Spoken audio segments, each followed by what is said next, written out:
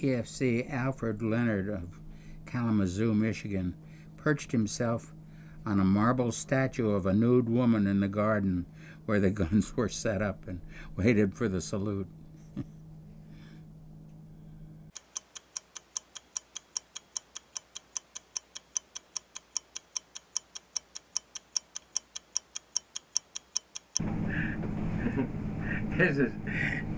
I wrote this in 1944.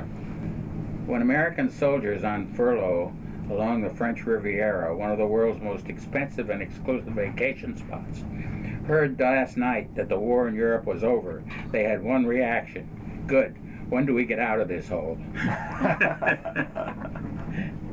No, I knew Clark Gable, and he was a very good officer. He was not a movie star. I got to know him quite well, and I liked him a lot. All I remember is the little thing that they used to sing. Old Clark Gable laid it on the table. He whipped his old bazooka out, and this is what he said: get hold of this, get hold of that. I suppose it's dirty, but I don't know. Room tone?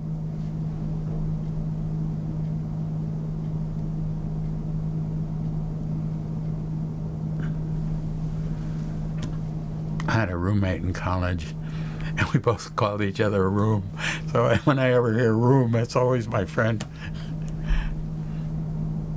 You know, there's this big group consensus that you're all in it together to... Well, I suppose it was wrong for a newspaper man because there was just no doubt whose side we were on. We were on our side. When we went and did a story, we were not neutral about the German and American troops. We were Americans, and we wrote stories about them. And after the invasion, I did lots of stories about American troops, and I couldn't get to the German side anyway. How are you going to do anything but stories that are pro-American? And it was a fascinating time of life for me because sometimes if you're a newspaper man, there are no stories, or you can't find one that's worth writing.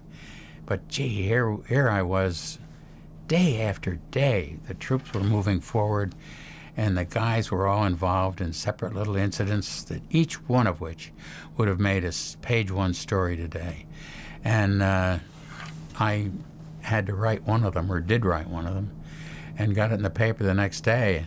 And the guys all read them. It was a great experience for me because I knew my readers, and they knew me.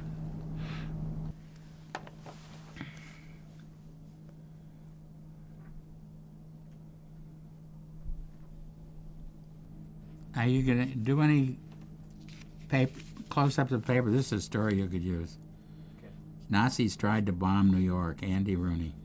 Mr. Rooney, when did you start going by Andy Rooney instead of Andrew Rooney? I didn't do it on purpose. I hate Andy, but that's what people call me, so what am I going to do?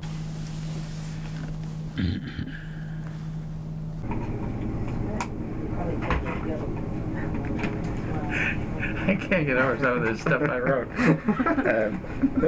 This was after I was in Nice, and after the war was declared over, most of the MPs at the station didn't expect much trouble. They can't get any drunker than usual, they say.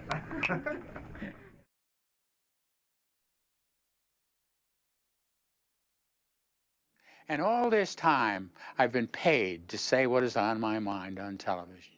You don't get any luckier in life than that.